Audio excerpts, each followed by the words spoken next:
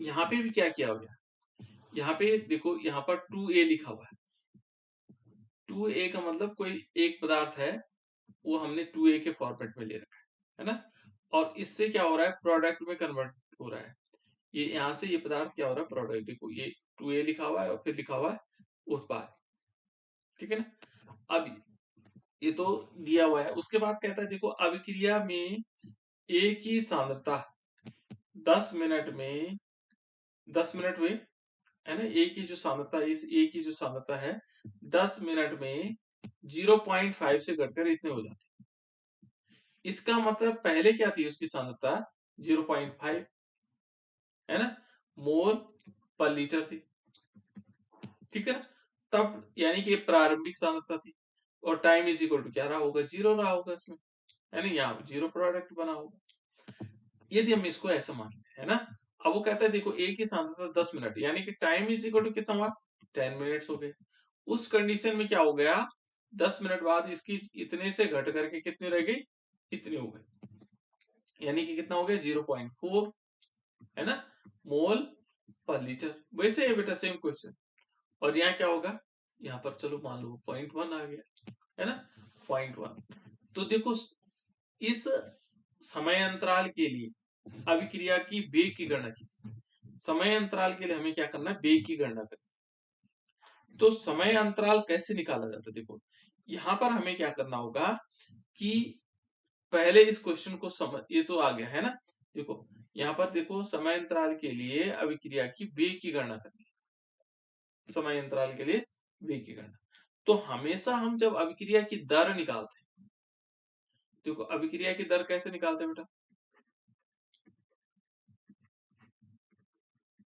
अभिक्रिया की दर बराबर क्या होता है, यहाँ पर क्या हो जाता है, क्योंकि ये अभिकारक में कमी आ रही तो यहाँ पर क्या करेंगे माइनस, है ना, या सीधा में ऐसे लिख सकते हैं 1/2, क्योंकि 1/2 के साथ माइनस तो नहीं होता नहीं, है ना। और यहाँ पर क्या होगा, ब्रैकेट के अंदर हम क्या लिख सकते हैं, क्या लिख सकते हैं, minus D active mass of A upon, यहाँ पर क्या आएगा, डी टी। ऐसा हम निकाल सकते हैं, क्योंकि अभिक्रिया की दर में क्या होता है, जितना अभिकारक पदार्थ में कमी आएगी वो क्या कहलाएगी, अभिक्रिया की दर। इस पदार्थ में कितनी कमी आती है वो उसकी दर कहलाती है ना। जितनी कम है समय के साथ में जो अभिकारक पदार्थ की सांद्रता में जो परिवर्तन आता है वो क्या कहलाता है हमारे पास, अभिक्रिया का वेग कहलाता है। तो इसकी सांद्रता में क्या परिवर्तन आया, तो अभिक्रिया की दर हम क्या लिखेंगे 1/2, और उसकी सांद्रता में क्या परिवर्तन आया समय के साथ, उसे हम क्या कहते हैं, उसकी दर कहा जाता है। यानी कि हम इसको ऐसे लिख सकते हैं, अभिकारक पदार्थ में ह्रास होने की दर, कमी हुई है, क्योंकि इसमें से क्या होगा, कमी होगी, इसमें क्या होगा, बढ़ोतरी होगी। तो यहाँ पर हम क्या लिख सकते हैं बेटा, इसको इस फॉर्मेट में लिख सकते हैं।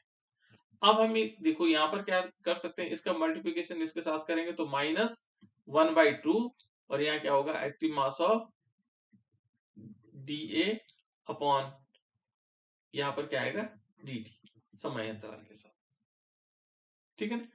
इससे हम क्या कर सकते हैं, अभिक्रिया की दर निकाल सकते हैं।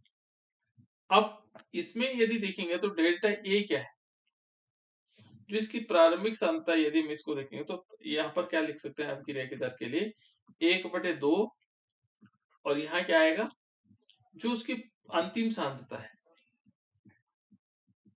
क्या करेंगे, अंतिम सांद्रता, और इसमें से क्या कर देंगे माइनस प्रारंभिक सांद्रता,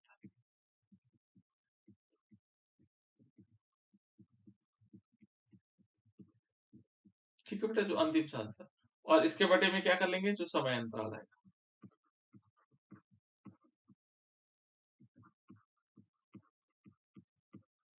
समय अंतराल,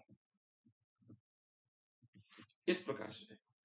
तो चलो इसमें देखो, यहाँ पर समय, यहाँ पर क्या हुआ, प्रारंभिक सांद्रता, इसमें हम क्या करेंगे माइनस, इसमें माइनस चिन्ह लगेगी जरूर बेटा, क्योंकि यहाँ पर ह्रास हो रहा है, कमी हो रही है, इसकी सांद्रता पे कमी आ रही है, ठीक है ना। तो -1/2, और यहाँ देखो पहले कितना था, यदि हम इसमें देखें तो किस प्रकार से आएगा बेटा, यहाँ पर देखिए, 0.5। ये क्या कर रहा है, 0.5 नहीं बेटा, ये अंतिम सांद्रता में से प्रारंभिक सांद्रता घटानी, अंतिम सांद्रता तो इसकी है 0.4। हाँ, अंतिम सांद्रता कितनी है? 0.4। इसमें से हम प्रारंभिक सांद्रता को घटाएंगे तो कितना आएगा? 0.5। और बटे में क्या कर देंगे? इनका समय अंतराल कितना है? समय का अंतर कितना है? 10 मिनट 10 मिनट का है ना, 10 मिनट का। तो इस प्रकार से आ जाएगा। अब हम इसको कैलकुलेट करेंगे तो देखो पॉइंट किसका बच रहा है? देखो माइनस का ज्यादा बच रहा है। क्या बच रहा है माइनस के फॉर्मेट में? यहाँ पर देखेंगे तो ये हमारे पास आएगा -1/2 और गुणा का चिन्ह कितना आएगा? 0. क्योंकि माइनस के फॉर्मेट में 0.1 अपॉन 10। ये तो बचा है ना, इसका गुणा इसके साथ कर दो और माइनस माइनस दोनों है तो ये प्लस फॉर्मेट में आ जाएंगे, है ना, इसमें आएंगे प्लस के फॉर्म में। तो यहाँ पर आएगा प्लस। अब प्लस का चिन्ह लगाओ चाहे लगाओ, है ना, और ये कितना आएगा? 0.1 अपॉन 10 दूना 20 हो जाएगा। अब इसका भाग हम इसमें दे देंगे तो हमारे पास जो आंसर आएगा वो कितना आना चाहिए? कितना आएगा बेटा? जो अभिक्रिया की दर होगी तो कितना आना चाहिए? 20 में हम 20 का भाग देंगे हम कितने में? 0.1 में। तो ये पहले देखो दशमलव का चिन्ह हटाएंगे तो यहाँ 0 लगा देंगे, है ना, दशमलव लगा देंगे। 1 0 लगा सकते हैं इसमें, ठीक है ना, 1 दशमलव का। फिर एक देखो यहाँ पर यदि हम क्या करेंगे, 1 0 और लगा देंगे, ठीक है ना। यहाँ पर क्या करेंगे, हमने दशमलव लगाया, 0 लगा देंगे, यहाँ 0 लग जाएगा, है ना। पहले 0 ये लगी, थोड़ा सा गड़बड़ हो रहा है, 1 मिनट है। जैसे मान लीजिए ये 0.1 अपॉन 20 है, ठीक है ना। इस दशमलव के कारण 1 0 और लग सकती है। तो इसको हम ऐसे भी कर सकते हैं बेटा, देखो 1 इंटू 10⁻⁻1। तो 1 में आसान है भाग देना, 20 का दे सकते हैं। भाग नहीं जाता है तो अब क्या करते हैं, दशमलव लगाते हैं, 1 0 बढ़ाते हैं, फिर भाग नहीं जाएगा 1 0 से, 1 0 और 20 बजे 100। तो जो हमारे पास इसको सॉल्व करने के बाद आया वो कितना आया? 0.505 इंटू 10⁻⁻1। इसको हम इस फॉर्मेट में भी लिख सकते हैं, है ना। 25 मिनट तो नहीं, 20 ही मिनट है ना। तो ये आ जाएगा 5 इंटू 10⁻, कितना आएगा बेटा? 3, 1 2 3 हो जाएंगे ना, 3 माइनस, है ना। और इसको हम लिख सकते हैं मोल पर लीटर और यहाँ आएगा पर मिनट। इस प्रकार से इसका आंसर आ जाएगा। या हम इसको ऐसे भी लिख सकते हैं 0.005 मोल पर लीटर पर मिनट, ऐसा लिखा जा सकता है।